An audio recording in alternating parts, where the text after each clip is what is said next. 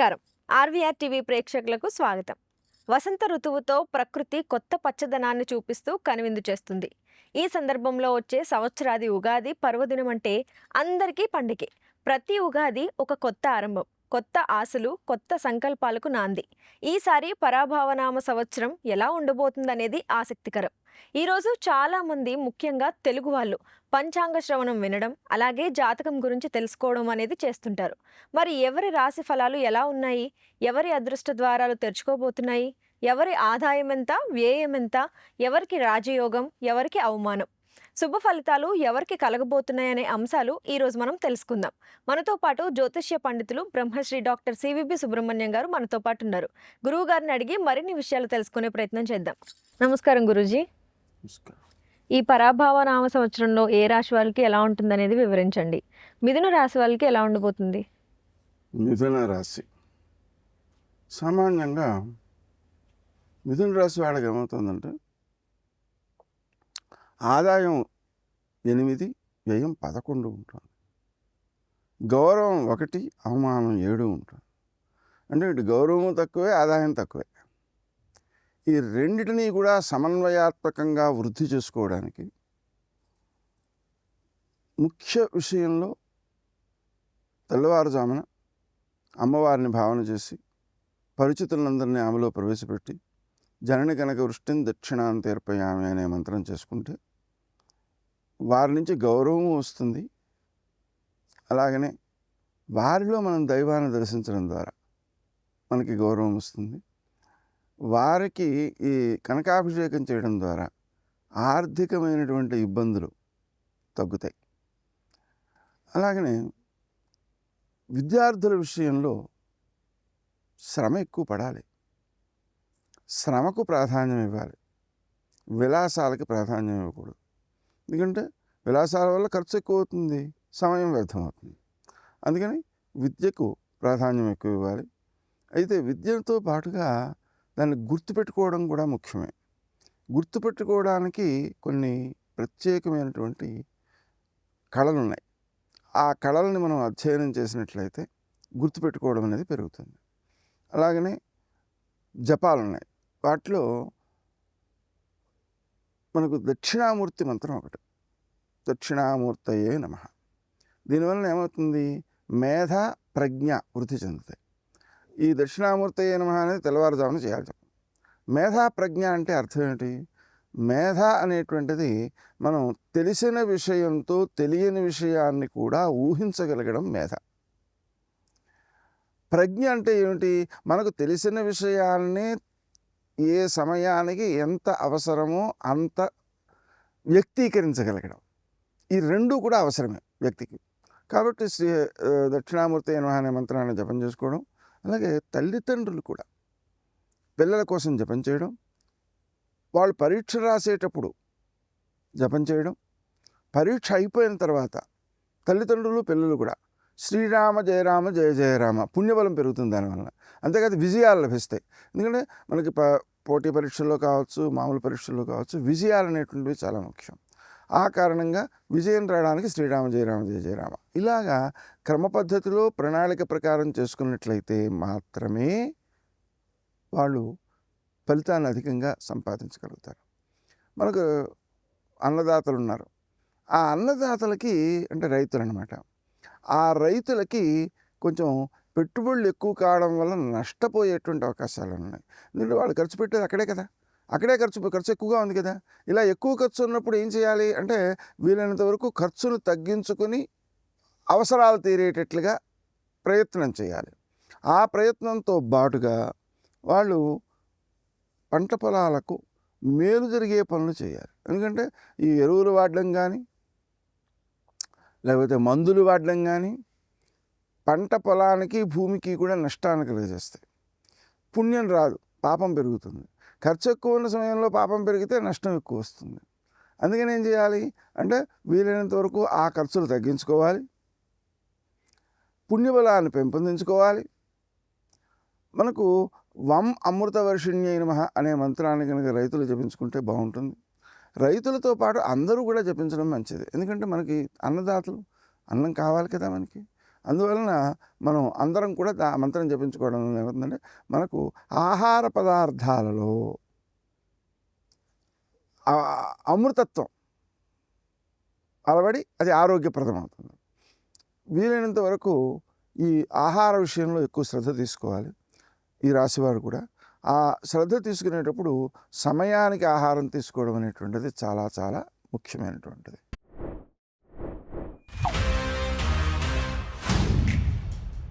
देख रहा है बिनो, मुझे ये चाहिए सिद्धप्पा जी। ले लो। ठीक है, ले लेते हैं। किसी और में कोई आपत्ति? बहुत बढ़िया।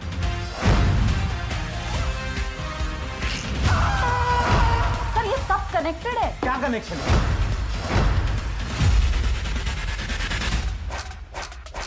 निशाना लगाया तो शिकार पक्का।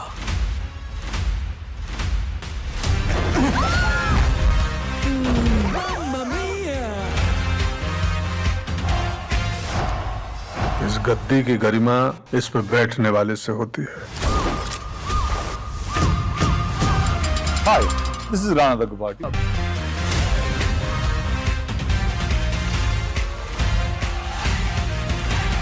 दिल खुश कर दिया यार का।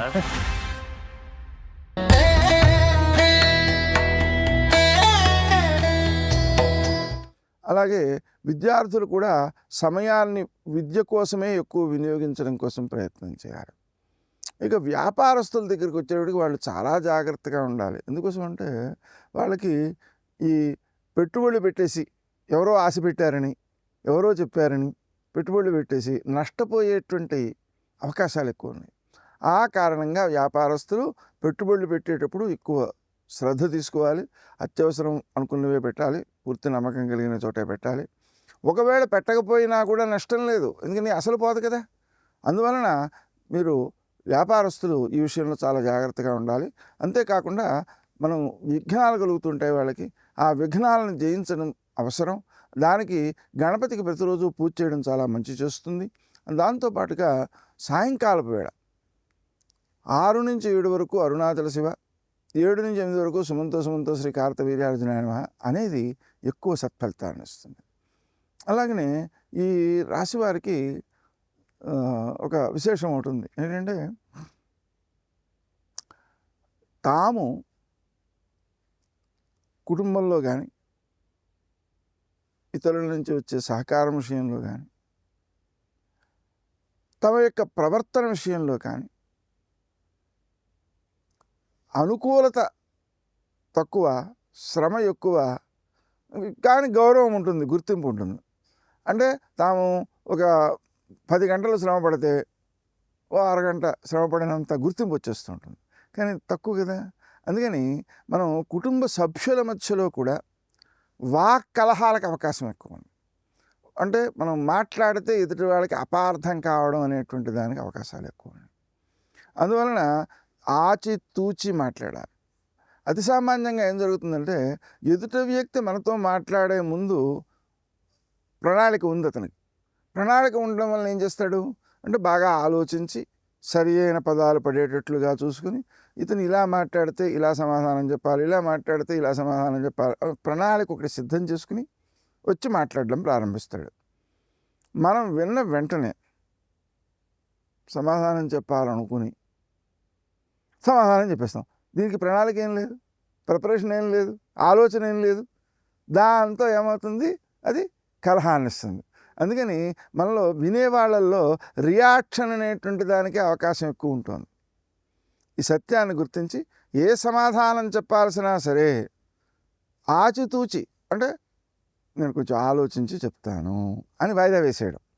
వాయిదా వేసేస్తే ఆలోచించుకోవడానికి సమయం దక్కుతుంది. అంతేకాకుండా ఈ లోపల మనం పుణ్యబలం కూడా పెంపొందించుకోవచ్చు. అలా కాని పక్షంలో ఎదుటి వ్యక్తికి ప్రిపరేషన్ ఉంది, మనకి లేదు, వాడికి ప్రణాళిక ఉంది, మనకి లేదు అన్నప్పుడు అపార్థానికే కదా అవకాశం ఎక్కువ ఉండేది. అందువలన మాట విషయంలో తొందరపాటు వలన కుటుంబంలో ఉండేటువంటి వ్యక్తులతో కూడా దూరం ఏర్పడేటువంటి అవకాశం ఉన్న దృష్ట్యా జాగ్రత్తగా ఉండాలి. ఉదాహరణకి భార్య భర్త ఆఫీస్ నుంచి వచ్చిన తర్వాత ఈ విషయాలు మాట్లాడదాము అని ప్రణాళిక సిద్ధం చేసుకుంది. ఈయన గారు అక్కడ అలసిపోయి అక్కడ ఏదైనా అధికారి ఏదైనా మాట్లాడితే దానికి కొంచెం కోపం కూడా తెచ్చుకుని పైకి ప్రకటించలేక అది లోపల పెట్టుకుని ఇంటికి వచ్చాడు. ఇంటికి వచ్చిన వెంటనే ఈవిడ ఈ మాటలు చెప్పింది. చెప్పేటప్పటికి అక్కడ కోపం ఇక్కడ కోపం అసహనం పెరిగిపోయి మాట్లాడేస్తే అదేమవుతుంది, వ్యక్తులు దూరం అయ్యేటువంటిది అవకాశం ఏర్పడుతుంది. అందువలన అక్కడ ఎప్పుడు కూడా ఆలోచించి వ్యవహరించాలి. అసలు మామూలుగా మిథున రాశిలో కొంత ఆ స్వభావం ఉంది. ఏమిటంటే తన యొక్క ఆలోచనలకే తాను వ్యతిరేకంగా కూడా ఆలోచించే స్వభావం ఉంది. ఆ ఆలోచించడం వల్ల దేని విషయంలోనూ తొందరపాటు లేకుండా సౌమ్యంగానే ఉంటారు. అలా ఉండేటువంటి సహజ స్వభావాన్ని వదిలడం వల్ల వస్తుంది ఇబ్బంది. అందువలన సహజ స్వభావాన్ని కాపాడుకుంటూ తొందరపడి మాట్లాడకుండా మిత్రులతో కావచ్చు, బంధువర్గంలో కావచ్చు, ఇంట్లో కావచ్చు, పిల్లలతో కావచ్చు, పై అధికారులతో కావచ్చు, ఆఖరికి కింద పనిచేసే వాళ్ళతో కూడా కావచ్చు. ఎందుకని తన కింద పనిచేసేటువంటి వాళ్ళు కూడా తాను మాట్లాడిన ప్రతి మాటను అంగీకరించేలా ఉండరు. ఎలా ఉంటారు అంటే అటు ఇటుగా ఉంటూ ఉంటారు. ఆ కారణంగా వాళ్ళని మనం సానుకూలంగా మలుచుకోవాలి అంటే అక్కడ కూడా మనం జాగ్రత్తగానే వ్యవహరించాలి. అందువలన ఈ ఒక సామెత ఒకటి ఉంది. ఏంటంటే నాలుక వీపుకి దెబ్బలు తాకే. అంటే వీడు మాట్లాడిన దానివల్లే వస్తాయి కలహాలన్నీ. అందుకని ఆ మాట్లాడే తీరు విషయంలో ఎక్కువ జాగ్రత్త తీసుకోవాల్సిన అవసరం ఉంది. దీనికి వాగ్దేవ్యై నమః అనే మంత్రం చాలా బాగా ఉపకరిస్తుంది. వాగ్దేవి అంటే సరస్వతీదేవి. ఆ సరస్వతీదేవి యొక్క స్మరణ చేయడం ద్వారా బాగా పనిచేస్తుంది. అందుకని ఒకవేళ తాను ప్రిపేర్ అయ్యి ఎవరితోనైనా మాట్లాడాల్సి వస్తే ఆ మాట్లాడే ముందు ఈ మంత్రాన్ని జపం చేసుకుని కొంతసేపు తర్వాత వెళ్ళొచ్చు, ప్రయోజనం సిద్ధిస్తుంది. అందుకని మొత్తం మీద ఇతరులు మాట్లాడిన మాటలు తనకు అపార్థం రాకుండా, తను మాట్లాడిన మాటలు ఇతరులకు అపార్థం రాకుండా ఈ అన్ని ప్రాంతాల్లోనూ అంటే ఉద్యోగం దగ్గర నుంచి, ఇల్లు దగ్గర నుంచి, బంధువుల దగ్గర నుంచి అన్ని చోట్ల కూడా జాగ్రత్తగానే మాట్లాడాలి. లేని పక్షంలో ఏమవుతుందంటే ఇతరుల నుంచి వచ్చేటువంటి సహకారాలు లోపిస్తాయి. ఆ సహకారాలు లోపించడం వలన నేను ఈ పని చేయగలనా, ఎవరూ సహకరించట్లేదు అనేటువంటి ధైర్యాన్ని కోల్పోయేటువంటి పరిస్థితులు కూడా ఉంటాయి. నిజానికి ధైర్యం కోల్పోయిన తర్వాత కృషే సాగదు, తన యొక్క కృషి సాగడం తగ్గిపోతుంది. అందువలన దాన్ని పెంపొందించుకోవాల్సిన అవసరం ఉంది. మనోధైర్యం పెరగడం కోసం హనుమాన్ చాలీసా పారాయణ చేయడం, హనుమంతునికి పూజ చేసుకోవడం చాలా మేలు చేస్తుంది. గురువుగారు, మిథున రాశికి సంబంధించి చాలా చక్కటి విషయాలని మాతో తెలియజేసినందుకు ధన్యవాదాలు. చూస్తారు కదా, మిథున రాశికి సంబంధించి చాలా చక్కటి విషయాలను అయితే గురువుగారు మనందరికీ అర్థమయ్యే విధంగా వివరించారు. మీకు కూడా ఎటువంటి సందేహాలు ఉన్నా కింద కమెంట్ సెక్షన్లో మాకు కూడా తెలియచేయండి. అలాగే మరిన్ని ఇలాంటి వీడియోస్ కోసం మా ఆర్వీఆర్ టీవీని లైక్ చేయండి, షేర్ చేయండి, అలాగే సబ్స్క్రైబ్ చేసుకోండి.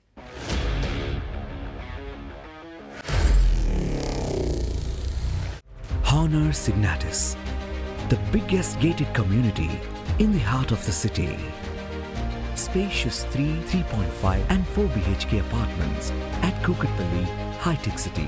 27.5 acres, 18 towers, G+25 floors, 1695 to 3815 square feet unit sizes. For more details, search for Honor Signatus.